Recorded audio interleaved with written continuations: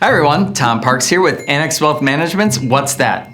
What is ESG? For starters, it's an acronym that stands for Environmental, Social, and Governance. The term ESG is often referenced in the context of investments, but its tentacles reach far beyond stocks, bonds, or mutual funds, to name a few popular investment types. ESG ultimately refers to a set of standards by which companies, governments, other organizations, and even individuals can be assessed regarding their impact on those three underlying components. So let's break these pieces down individually, starting with the E, not only because it's the first letter, but because it's the ingredient with which a lot of people can most easily identify.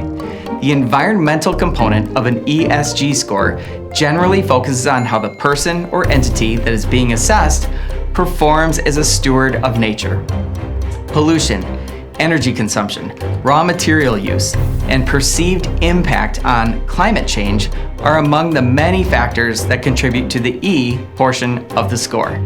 The broad concept of sustainability is likely to play a prominent role in this assessment.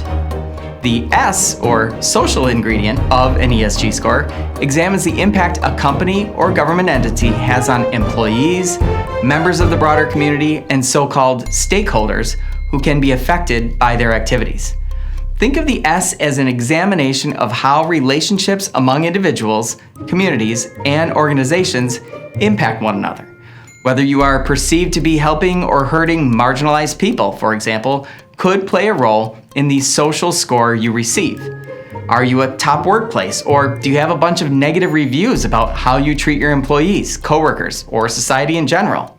That's the kind of stuff that generally goes into the S component. Finally, governance generally applies less to individuals and focuses more on companies, governments, or other organizations. The composition of the board of directors in terms of inclusivity, executive compensation, political donations and lobbying, and even corruption or bribery are among the elements evaluated in terms of governance. Now that we have a broad concept of what ESG is and a few of the ingredients that make up an ESG score, inquiring minds are probably wondering, who comes up with these scores? S&P, or Standard & Poor's, Dow Jones, and MSCI, aka Morgan Stanley Capital International, are among the most prominent players in ESG scoring. But large investment firms like Vanguard, BlackRock, and State Street are also very influential in the ESG space. Relatively speaking, ESG scores are in their infancy compared to credit ratings or credit scores, for example.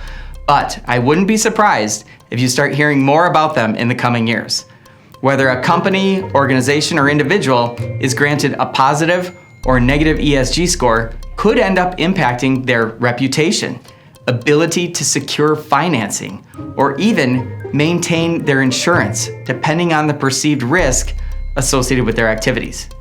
As always, the purpose of our What's That series is to provide a high-level summary of the topic. So keep in mind that there's more to the underlying aspects of ESG than I provided so far, but hopefully this will help you as you begin to explore the topic further. For more educational content like this, please subscribe to the Annex Wealth Management YouTube channel. Thanks.